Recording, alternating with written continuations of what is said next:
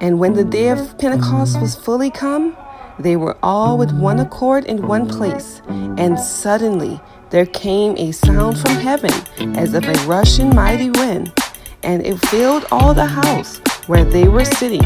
And there appeared unto them cloven tongues like as of fire, and it sat upon each of them.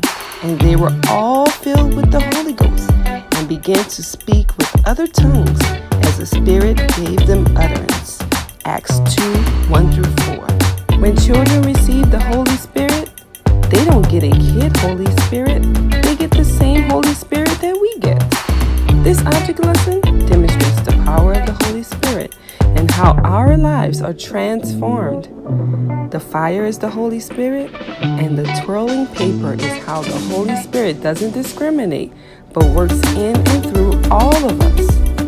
We need to band together and beckon the Holy Spirit to come, like on the day of Pentecost.